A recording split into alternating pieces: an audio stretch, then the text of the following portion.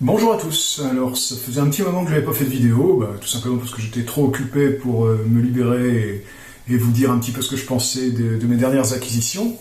Alors il n'empêche que j'ai quand même beaucoup acheté d'albums ces derniers temps, la période pré-fête de fin d'année est toujours propice à de nombreuses sorties, et cette année un peu particulière qu'est 2020 n'a pas fait pourtant exception à la règle. Donc j'ai acheté tellement de choses que je vais difficilement pouvoir faire une vidéo sur tous les albums que j'ai acquis récemment. Et j'ai donc décidé de faire une nouvelle vidéo Unboxing Express, où je vais vous présenter rapidement les quelques albums qui, à mon sens, en valent le coup. Et donc j'ai fait une petite sélection d'une petite dizaine d'albums. On va voir ce que ça donne tout de suite avec le tout premier. Alors, je vais commencer ce Unboxing Express par chroniquer un gros pavé qui vient de sortir chez Futuropolis, qui s'appelle Péramus et qui est sous-titré La ville et l'oubli. Alors, Péramus, c'est une série qui a été créée par Alberto Breccia et Juan Sasturén. Ça a été créé au début des années 80 et ça s'est terminé au début des années 90. Il leur a fallu 8 ans pour réaliser les 4 tomes de cette série. Alors cette série n'est pas inédite, puisqu'elle a déjà été publiée aux éditions Glénat pendant les années 80, donc 80-90. Tout d'abord en un seul gros volume qui regroupait les 2 premiers épisodes. Et ensuite les épisodes 3 et 4 sont parus séparément. Alberto Breccia, j'en ai déjà un peu parlé quand j'ai chroniqué un album de son fils, mais c'est un immense talent de la BD argentine, Alberto Breccia, et dans cet album, Péramus, on s'en rend compte une fois de plus, puisque son dessin vraiment est à son apogée, maîtrise du noir et blanc. Alors c'est assez particulier comme dessin, puisqu'il n'hésite pas à utiliser plein de techniques différentes. Alors la plus grosse partie de l'album est faite au lavis, en noir et blanc, mais il emploie plein d'autres techniques, la carte à gratter, il fait des collages, il intègre des matériaux dans ses planches. Il y a certaines planches qui paraissent assez abstraites au premier coup d'œil, et puis en fait, quand on regarde en vue d'ensemble, la composition nous saute aux yeux, c'est quand même assez bluffant. Si vous ne connaissez pas ce dessinateur, Péramus, alors c'est peut-être pas l'album le plus facile d'accès pour commencer à le découvrir, mais c'est quand même un très très bon album. D'ailleurs, les 2 premières histoires, les 2 qui correspondent aux 2 premiers volumes, sont assez sombres, puisque c'est à cette époque, l'Argentine vivait des années très sombres, c'était la dictature, et les 2 auteurs en parlent indirectement dans cette œuvre. Il y a un hommage plus ou moins camouflé à Hector Oesterheld, qui était un très grand scénariste argentin qui a disparu à cette époque-là, et qui avait scénarisé plusieurs œuvres avec Breccia. Ces 2 premiers tomes sont assez particuliers. Alors les 2 suivants ont été réalisés alors que la démocratie était revenue en Argentine, donc ils sont un peu plus légers, disons un peu plus tournés vers l'aventure. Le dernier tome d'ailleurs est assez rigolo, puisqu'il s'agit de reconstituer le sourire de Carlos Gardel, le maître du tango, en récupérant ses dents qui sont dispersées aux 4 coins du monde. Donc c'est un petit peu particulier comme prétexte, mais c'est pas forcément d'ailleurs de la grande comédie, pas du tout, mais le prétexte de l'histoire est quand même assez original. Futuropolis a réédité tout ça, alors parce que les tomes édités chez Glénat étaient devenus soit très chers à trouver, soit introuvables, pour certains. Pour les 2 derniers, je crois que c'était quand même assez difficile. Alors, bon, bah, qu'est-ce qu'il y a dans cet album? Bon, on a tout d'abord droit à tout le sommaire. Alors, on a un petit historique de la publication, et puis après, pour chaque livre, au départ, on a une introduction des deux auteurs, de Breccia et Sasturain. Alors, quand on regarde le nombre de pages, ça peut paraître assez énorme, hein, puisqu'il y en a près de 500. Mais dans toutes ces pages, il faut compter des pages qui sont entièrement noires, puisqu'il y a ou entièrement blanches, ça dépend, puisque pour chaque chapitre et de chaque livre, vous avez comme ça des pages de garde. Bon, c'est peut-être un peu gâcher du papier pour rien, mais bon, ça donne un peu de l'ampleur à l'ouvrage, c'est pas plus mal. Donc là, vous voyez, hein, je feuillette un petit peu vite. Hein. Donc la qualité d'impression est honnête, sans être renversante. Je sais qu'il y en a certains, sur certains forums, qu'il y en a qui sont un peu déçus de la qualité d'impression par rapport à certaines éditions étrangères. Mais bon, moi je vais pas faire le difficile, hein, puisque de toute façon, je n'avais pas les albums originaux, donc c'est difficile pour moi de comparer. Moi, ça me convient tout à fait. Hein. Bon, le papier n'est pas tout à fait mat, mais ça reste quand même pas trop brillant, donc ça peut convenir, on va dire. Voilà. Donc, je vais pas vous feuilleter les centaines de pages qu'il y a. Hein. Il y a vraiment de quoi lire.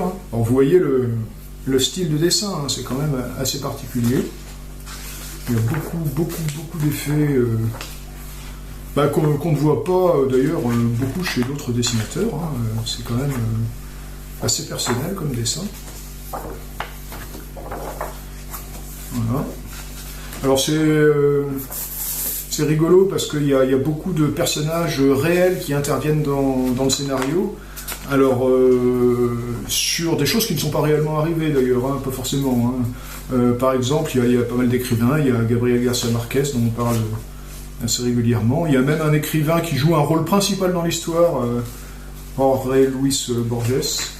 Bon, et Carlos Gardel dont j'ai déjà parlé. Il y a Frank Sinatra qui joue un rôle à un moment dans la dernière histoire. Il y a pas mal de choses comme ça. Voilà, ça c'est le crâne de Carlos Gardel. Hop. Voilà. Alors, à la fin du bouquin, j'y vais, hop, fin du bouquin. Voilà. Il y a une postface qui est assez intéressante, hein, qui revient sur le contexte politique de l'époque. Qui est rédigé par Laura Caraballo, que je ne connaissais pas, mais qui apparemment est une spécialiste de Alberto Breccia. Et puis vous avez une biographie des auteurs, qui est assez résumée, mais qui est quand même assez sympa à lire. Donc Alberto Breccia et le scénariste Juan Sasturain. Voilà donc pour cette belle intégrale de Péramus qui est paru chez Futuropolis. Pour le deuxième album, on reste en Amérique, mais en Amérique du Nord cette fois-ci avec des comics. Il s'agit du deuxième tome de Conan. Il s'agit de comic strips inédits en français qui sont parus à la fin des années 70, enfin 79-81.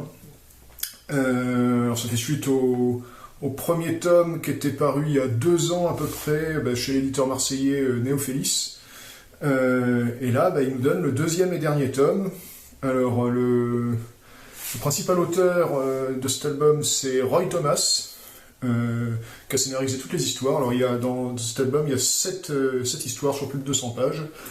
Alors Roy Thomas, hein, c'est le scénariste, pour ainsi dire, attitré de Conan. Hein.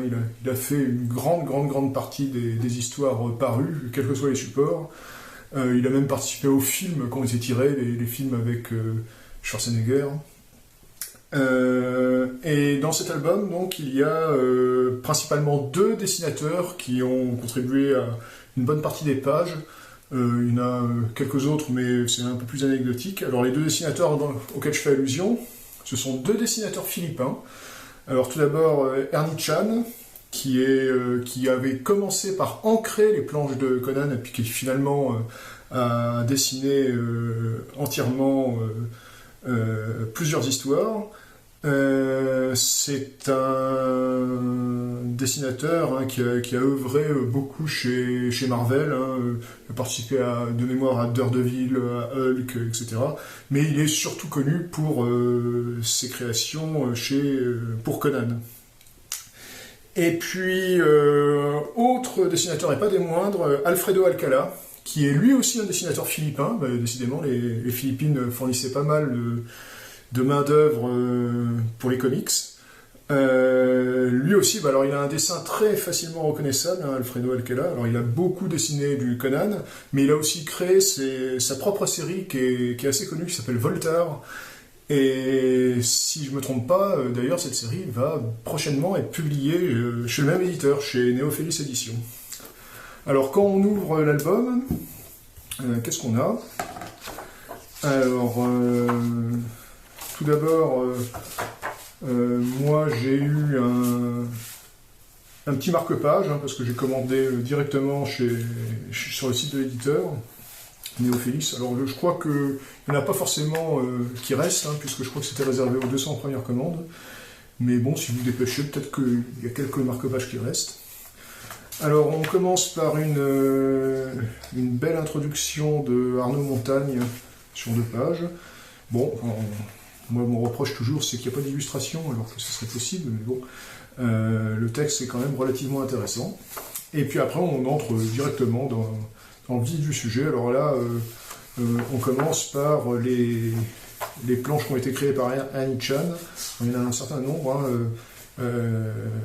La première histoire et moi m'a beaucoup plu parce qu'elle fait intervenir en plus Red Sonja, qui est super sexy toujours dans cette tenue, j'adore. Donc, et puis ils sont toujours en train de se chamailler, elle et Conan, c'est toujours très amusant à lire. Alors vous remarquez qu'il y a certaines pages qui sont en couleur, alors tout simplement parce que ce sont les comic strips. Les 6 jours de la semaine, du lundi au samedi, paraissait un strip quotidien, donc qui était en noir et blanc, et le dimanche, il y avait une page en couleur. Alors ça peut paraître paradoxal, mais moi je préfère nettement les strips en noir et blanc qui rendent beaucoup mieux. La page en couleur, déjà les strips sont plus petits. À l'impression ça rend moins bien, on voit moins le trait du dessinateur. Et puis il y a toujours une bande en haut là, qui n'apporte pas grand chose au niveau du scénario de l'histoire, c'est une espèce de résumé de la vie de Conan, qui moi... Bon, c'était publié comme ça, donc c'est normal que ça y soit, mais... Bon, le reproche, moi, c'est les couleurs, encore une fois, qui écrasent, parce que les couleurs sont pas très belles en plus. Mais c'est les couleurs originales, donc... Je ne jette pas la pierre à Néophélis, loin de là, mais je préfère nettement les strips en noir et blanc. Donc tout ça, c'est Ernie Chan qu'on reconnaît très facilement son dessin. C'est Ernie Chan qui a dessiné. Donc j'avance un peu, je vais pas tout vous montrer parce qu'il y a, je vous dis, il y a près de 200 pages. Alors la deuxième histoire est pas mal aussi, il va se faire embrigader par une fille pour lutter contre un espèce de robot super puissant. Donc j'avance pour arriver aux premières histoires dessinées par Alfredo Alcala. Vous allez voir tout de suite la différence. Voilà, là on est avec le dessin d'Alfredo Alcala. Vous comprenez, on voit tout de suite la différence de style, mais c'est quand même du très beau. Moi j'aime beaucoup ce dessin.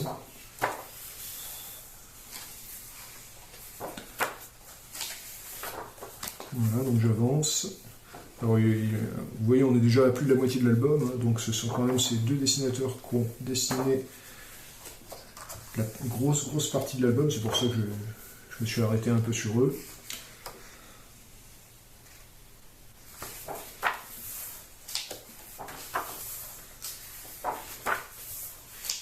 toujours lui. Il se débrouille toujours pour trouver des belles nanas, hein, Conan. Elle se jette toute dans ses bras. Alors oui, là, il y a... Alors c'est un autre dessinateur, c'est Rudy Nebres, qui est un bon aussi, mais bon, il a dessiné assez peu de planches dans cet album. Vous voyez, à peine quelques dizaines. Et puis ensuite, on passe à Pablo Marcos, qui est un dessinateur que je connaissais pas, mais bon, qui s'en tire très très bien. Hein, c'est tout à fait honorable ce qu'il a fait. Je dirais si je vois d'autres comics dessinés par ce dessinateur, cet artiste, je connaissais pas. Alors là, c'est la fin de l'album et Roy Thomas ne scénarisait plus, c'était Doug Moench qui scénarisait. Pablo Marcos continuant à en dessiner. Voilà, on arrive à la fin de l'album.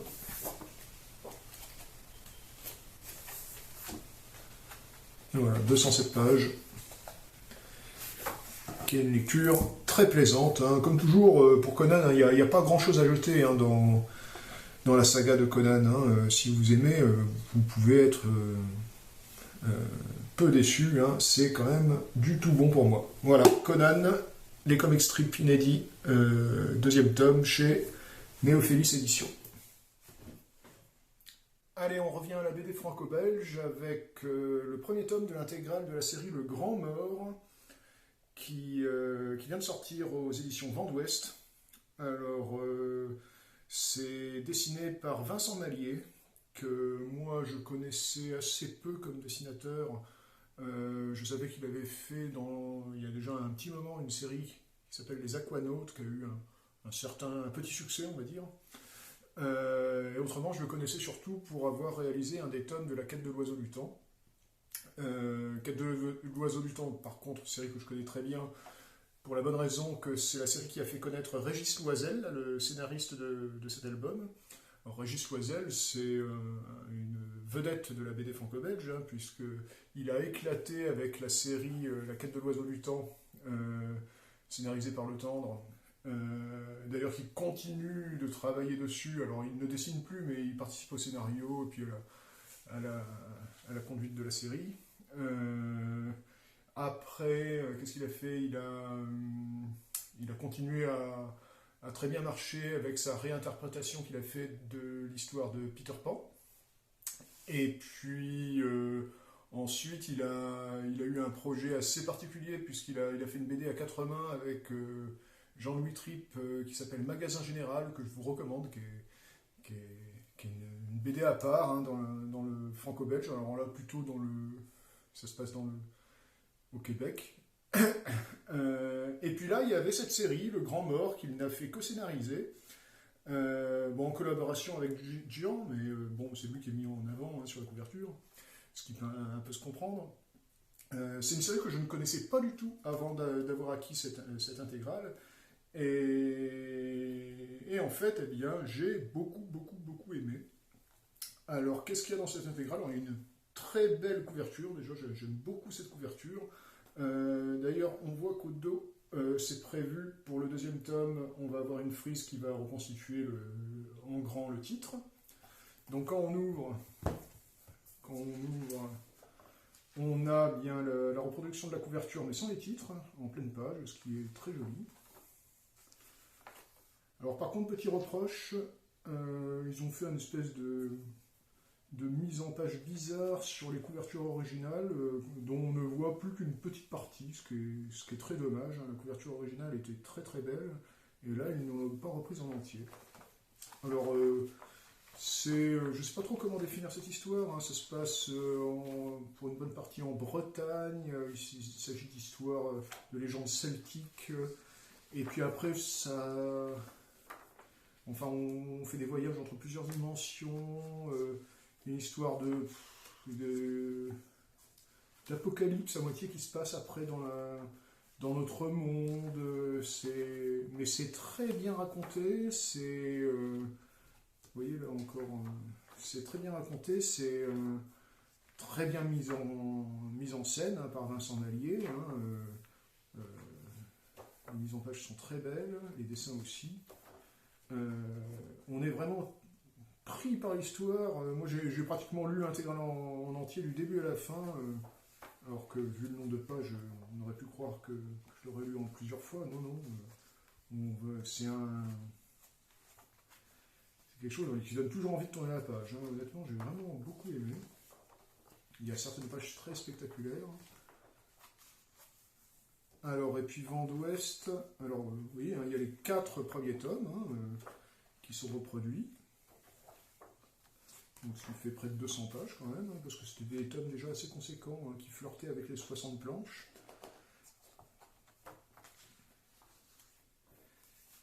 Et on a un petit cadeau bonus à la fin, puisqu'il y a un cahier graphique de 16 pages, si je me rappelle bien. Et là, on a des illustrations, mais magnifiques. Vraiment, c'est très très beau. Là, ouais, on voit le talent du dessinateur, c'est vraiment très très beau. Je ne me lasse pas de voir ces dessins. Ben là, voilà par exemple la couverture du premier tome. Non, vraiment, une intégrale que je vous recommande vivement si vous ne connaissez pas cette série. Moi, j'ai vraiment extrêmement hâte que le deuxième tome sorte pour avoir l'histoire en entier. C'est vraiment une découverte pour moi. Très très bien. Bon, maintenant, je vais faire un rapide retour sur le 3e et dernier tome qui vient de paraître chez Futuropolis de The Shaolin Cowboy. Alors, je parle de retour parce que j'avais déjà chroniqué les 2 premiers tomes dans une vidéo précédente. Et autant j'avais été emballé par le premier, autant le deuxième m'avait un peu déçu.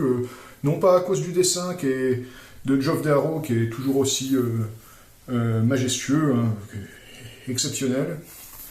Mais par le scénario qui était un peu rachitique, on va dire. Alors, en feuilletant ce nouvel album, et puis en le lisant, bien sûr, j'ai été plus que rassuré, hein, puisque là, il s'agit vraiment d'une conclusion à l'histoire. Hein. On apprend beaucoup de choses sur cet univers complètement loufoque et qui ressemble à rien de connu. C'est toujours très violent, très irrévérencieux, très tout, quoi. Tous les curseurs sont poussés au max. Mais c'est ça qui est extraordinaire. Et puis le dessin ultra détaillé de Geoff Darrow, là, les planches sont d'une richesse. Vous pouvez passer des heures à regarder tous les petits détails, tous les petits gags visuels qui s'est amusé à glisser au sein de ces planches. C'est vraiment, mais c'est très réjouissant. Hein. Moi, j'adore. Et malgré tout, alors là, pour le coup, c'est vraiment scénarisé. C'est pas une grande bataille sans queue ni tête, un peu comme c'était dans le tome 2. L'album fait quand même plus de 100 pages. Et vraiment, là, on en a pour son argent. Alors, il y a même un bonus à la fin, un cahier graphique. Il y a même une illustration de Moebius pour ceux qui aiment. Et je sais qu'ils sont nombreux. Et toujours de très très beaux dessins dans ce cahier graphique, dont je vous offre la primeur, pour ceux qui n'ont pas pu feuilleter l'album en librairie. C'est très très très très beau. Moi, j'adore. Et puis dans ce grand format qu'a choisi Futuropolis pour imprimer cet album, on en prend vraiment plein les mirettes. J'aime beaucoup. Voilà, petit retour rapide, mais bon, il fallait que j'en parle absolument de cet album. Donc, The Shaolin Cowboy, tome 3, le jambon, le Bouddha et le tourteau. Tout à résumer, le titre. Hein. Voilà. Bon, maintenant, je vais vous parler d'un album qui est paru chez une toute nouvelle maison d'édition qui s'appelle Les Éditions du Tiroir. Alors, c'est un album qui s'appelle Timothée Octave Wong, qui est un premier tome. Alors, il y en a peut-être qui connaissent, hein, parce que c'est pas de l'inédit tout à fait, puisqu'il y a une intégrale de ce héros qui était paru dans une toute petite maison d'édition, je crois que c'était Hématine. Mais alors là, c'est repris de façon complète chez les éditions du Tiroir. Donc, alors, les éditions du Tiroir, c'est une maison d'édition qui publie aussi un journal qui s'appelle L'Aventure. D'ailleurs, une partie de cet album a été publiée dans L'Aventure, pour ceux qui le lisent.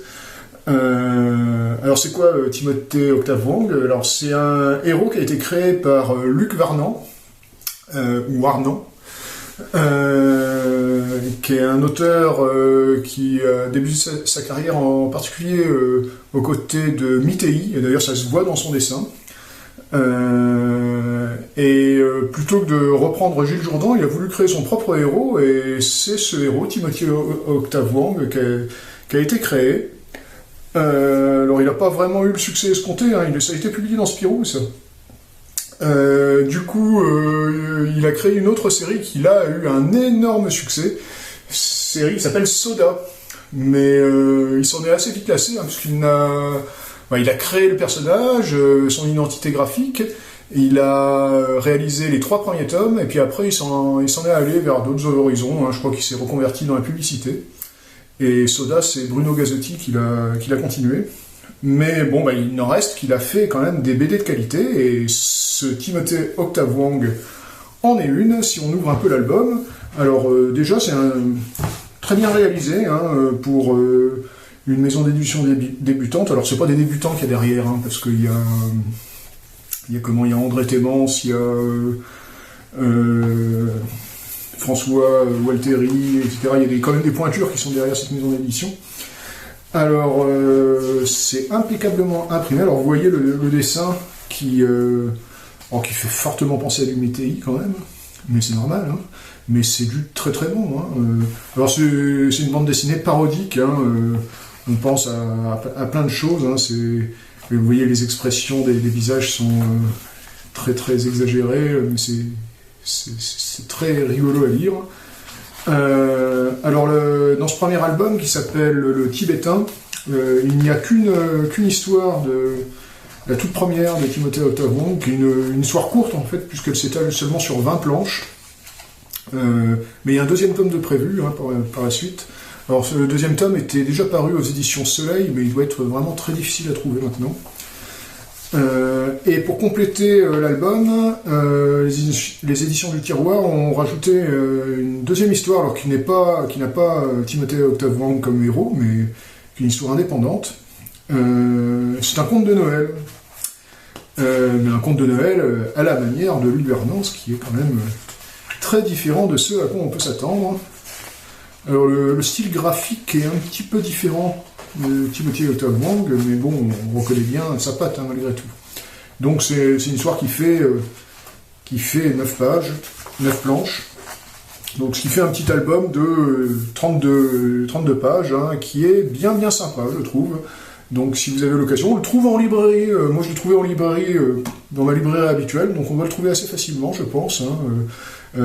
Cette maison d'édition a l'air d'être distribuée correctement.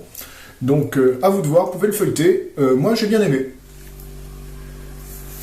Alors je continue avec un autre album paru aux éditions du Tiroir, elle est décidément très active édition du Tiroir. Alors il s'agit ici d'une intégrale, donc d'un volume assez épais, qui revient sur la série créée par François Walteri, Le Petit Bout de Chic. Bon, je ne vais pas revenir sur François Walteri, hein, car j'ai déjà beaucoup parlé de lui dans mes vidéos précédentes. Juste un petit mot sur Le Petit Bout de Chic, hein, c'est une série qu'il a créée au départ tout seul, et qui revient donc sur son enfance, hein, plus ou moins idéalisée et plus ou moins scénarisée. C'est une petite série que je trouve très attachante, qui est pleine de tendresse et un peu naïve, mais c'est ce qui fait son charme. Alors, qu'est-ce qu'il y a dans cet album? Alors, cet album, moi, je l'ai acheté en financement participatif sur Ulule. Donc, j'ai eu droit à un petit bonus, mais pas grand-chose, en fait, hein, par rapport à l'édition qui se trouve en librairie. J'ai juste eu droit à ce petit marque-page, bon, qui est assez sympa, mais c'est tout. Alors, pour le reste, quand on ouvre l'album, le premier tirage est est signalé par c'est un embossage, je crois qu'on appelle ça. La première page est donc marquée en relief, premier tirage édition du tiroir. Et on commence tout de suite par un dossier qui est consacré à la série, qui explique sa genèse au départ. Et tout ça, c'est illustré de dessins de Walteri qui sont assez sympathiques pour la plupart. Alors c'est assez intéressant parce qu'il explique comment, en particulier le troisième tome qui a été dessiné par Mittei au lieu de Walteri, a assez déçu Walteri puisque ce troisième tome n'a pas du tout respecté le scénario qui était prévu. Et du coup, dans cette intégrale, on a un inédit, c'est le fameux troisième tome, qui n'est pas la version de Mittei, mais une version inédite qui a été entièrement redessinée par Walteri pour satisfaire en fait le scénario original. Dans le dossier, on raconte aussi les mésaventures pour arriver à créer cette intégrale, parce qu'au départ elle devait être faite chez Dupuis, puis ça ne s'est pas fait, donc tout ça c'est expliqué. Donc il y a des couvertures, il y a des photos personnelles qui font la comparaison entre des lieux réels de l'enfance de Walteri et puis les décors de la bande. On voit qu'il y a quand même pas mal de ressemblances qui ne sont pas du tout dues au hasard. Il y a aussi des interviews de Michel Bussard, entre autres, qui a collaboré à cette série, et puis de Marchand aussi. Alors, donc ce dossier, il doit faire environ 16 pages, et puis on entame tout de suite le premier tome, alors qui a été intégralement réalisé par Walteri, c'est le seul. Alors moi, j'ai toujours un peu de mal avec ça, avec les séries de Walteri, parce que autant j'aime beaucoup quand il est seul aux manettes, autant j'aime un peu moins bien quand il se fait aider par d'autres. Donc là, sur ce premier tome, je suis content, parce que c'est lui qui a tout fait, et ça se voit. Graphiquement, ça se voit beaucoup, quand c'est lui qui fait tout. Donc c'est une suite de petites histoires qui sont toutes très sympas, très bien mises en scène. Alors il y a le deuxième tome qui arrive après. Et le fameux troisième tome qui est inédit du coup. Donc si certains d'entre vous ont ce troisième tome qui était paru aux éditions Marsu Productions, je crois, celui qui est dans cette intégrale, c'est pas le même. Voilà, il y a une histoire qui s'appelle Bravo la Costa. Donc tout ça pour dire, cette intégrale, moi, j'ai bien aimé, surtout que la plupart des histoires, je ne les connaissais pas. Alors j'en avais lu certaines qui étaient parues en avant-première dans le journal L'Aventure, mais toutes les autres, je ne les avais jamais lues, et donc c'était très plaisant à lire. Voilà. Bon, on continue avec un petit bouquin qui a pu passer inaperçu dans votre librairie, puisque vu son format très discret, il n'a pas forcément dû être mis beaucoup en avant par les libraires. Et c'est bien dommage parce que c'est un très bon petit bouquin. Alors c'est le dernier album de Adrian Tomine, ou Tomine, j'ai jamais su comment on disait. C'est un auteur que je suis régulièrement depuis que je l'ai découvert à la fin des années 90 avec son bouquin qui était paru en France qui s'appelait 32 histoires, et puis j'ai acheté pratiquement immédiatement après la première édition de ce qui s'appelait Blonde Platine. Alors Adrian Tomine, c'est un dessinateur qui s'est fait connaître dans la BD indépendante aux États-Unis avec un comic qui s'appelle Optic Nerve. D'ailleurs, 32 histoires, c'est un recueil de plusieurs bandes qui étaient parues dans ce comic. Et c'est un comic qui a eu énormément de succès. Je crois d'ailleurs que c'est un des plus gros succès de la BD indé aux États-Unis depuis que ça existe, quoi, en gros. Alors qu'est-ce que c'est comme style? C'est de la BD indépendante, c'est-à-dire que c'est certains qui seraient méchants diraient que c'est nombriliste, mais effectivement Adrien Tominé parle beaucoup de lui, mais le fait très très bien avec beaucoup d'ironie, beaucoup d'humour, et c'est souvent vraiment très très bien vu.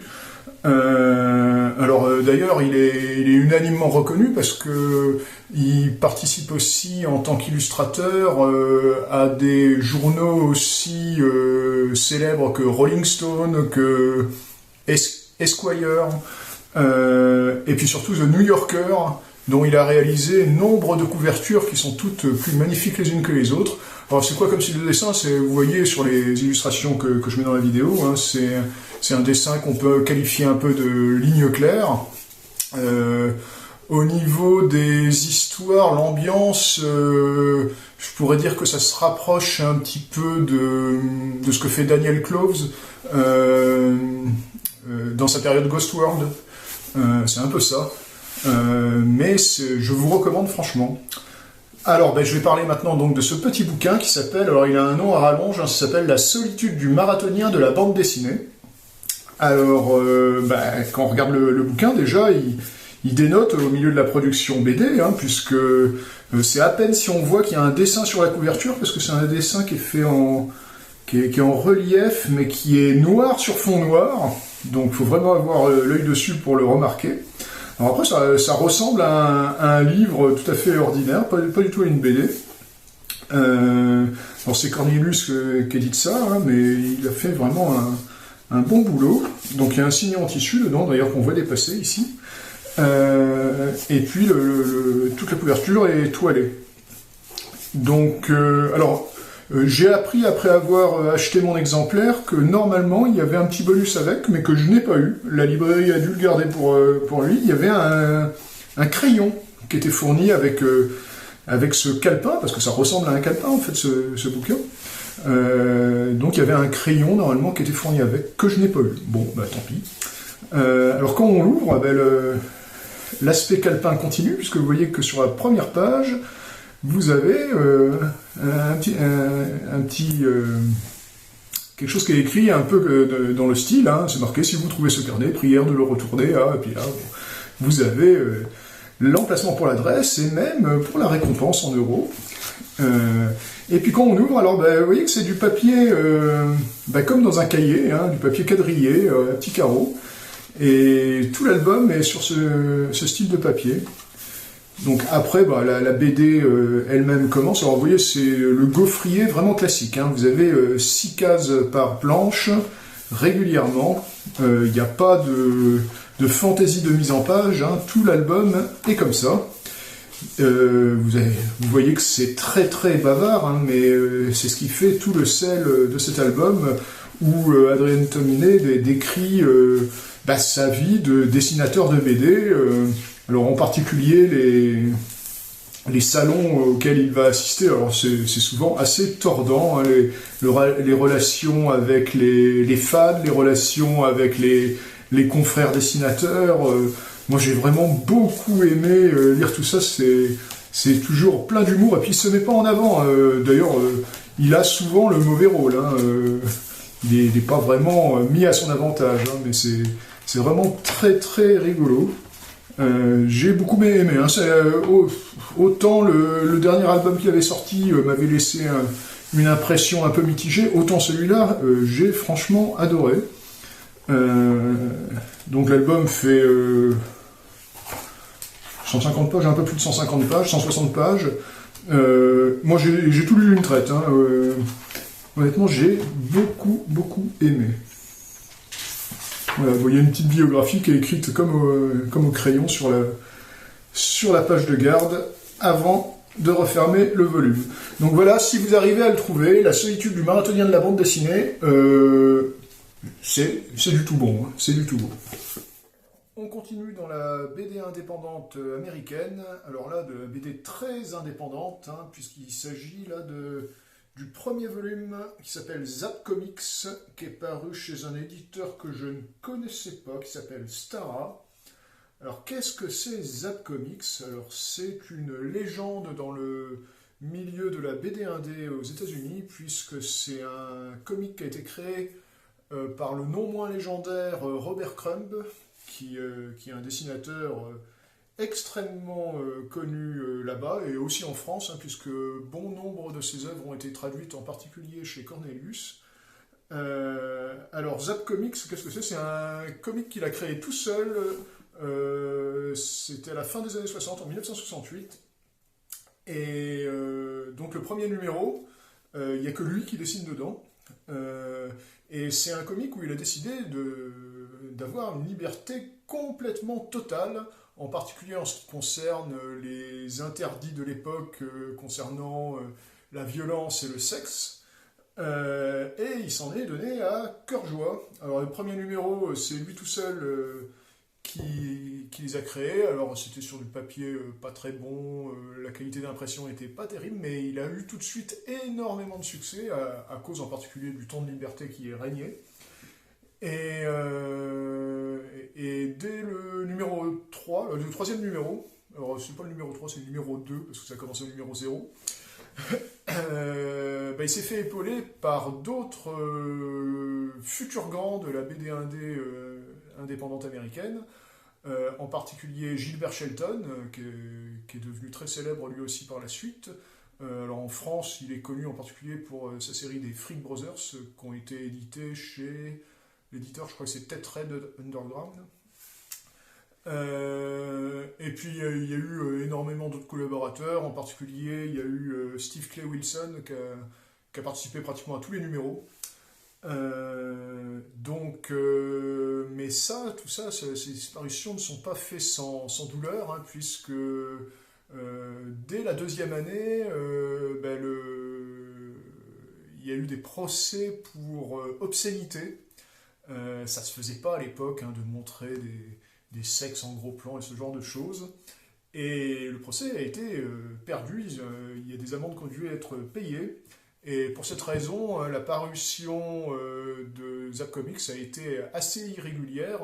En tout et pour tout, il n'y a eu que 16 numéros. Le dernier a dû paraître au début des années 2000, 2004, 2005. Et alors dans ces numéros, Crumb a continué à y participer régulièrement. Et c'est en particulier dans Zap Comics qu'il a créé son héros le plus connu, qui s'appelle Mister Natural, qui a été beaucoup traduit en France. Hein, donc si ça vous intéresse, vous pourrez trouver les albums. Et donc Stara a entrepris d'éditer sous forme de bouquin l'intégralité des Zap Comics, c'est-à-dire les 16 numéros. Alors dans ce premier volume, il y a les 10 premiers, donc du numéro 0 au numéro 9. Alors on va regarder un petit peu ce qu'il y a dedans. Alors quand on ouvre, alors c'est une couverture souple, hein, une couverture souple à rabat. Alors c'est sympa parce que cette couverture est imprimée des deux côtés. Alors d'un côté, vous avez la couverture elle-même, et de l'autre côté, vous avez des illustrations, et sur les rabats, vous avez des photos des différents auteurs qui ont participé. Alors il y a un petit flyer dans l'album pour avertir d'une inversion d'impression, mais qui est d'origine en fait. C'est pas une erreur de la part de l'éditeur. Alors qu'on ouvre, on a le sommaire. Donc avec, vous voyez, Zap Comics 0, c'est entièrement Crumb qui l'a fait. Hein. Comme je vous disais, c'était à partir du numéro 2 qu'il a commencé à avoir des collaborateurs réguliers. Alors, dans l'album lui-même, donc, vous avez toujours la reproduction de la couverture en pleine page, et puis après les différentes bandes.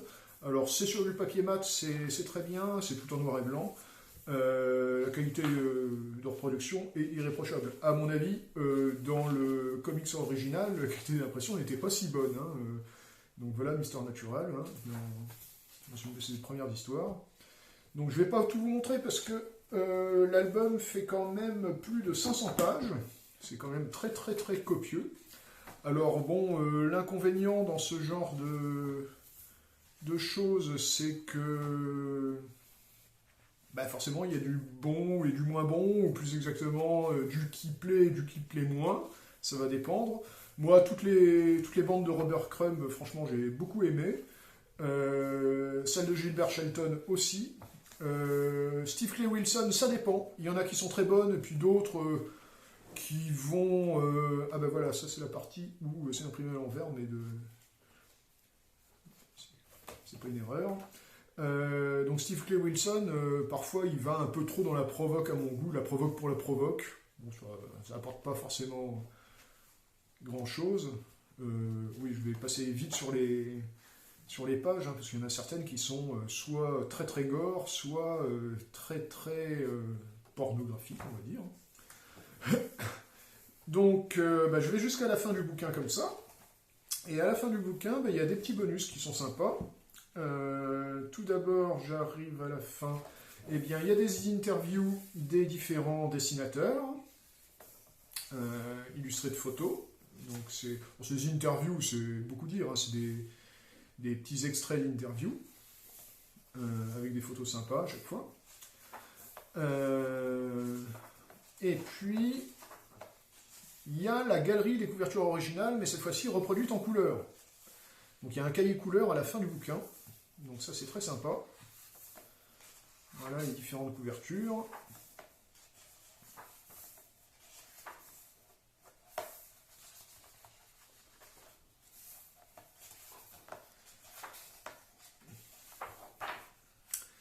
Et puis, il y a un bon de souscription pour le volume 2 de l'intégrale, dont la parution est prévue, qui contiendra donc les Zap Comics 10 à 15.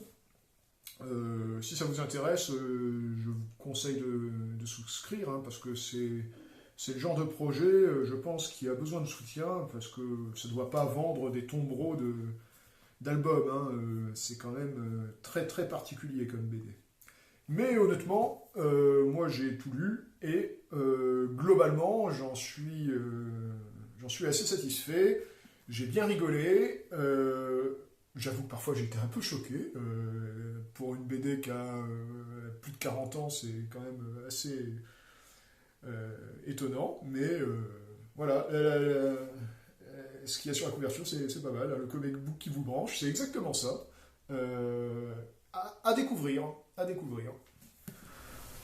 Maintenant, il s'agit d'autre chose, puisque ce n'est pas une BD, il s'agit d'un bouquin, d'un essai, on va dire, de Benoît Bonte, qui s'appelle Sextise, les filles du terrain vague, qui a été publié chez PLG, dans la même collection où est parue la monographie de Dany, que j'avais présentée il y a quelque temps.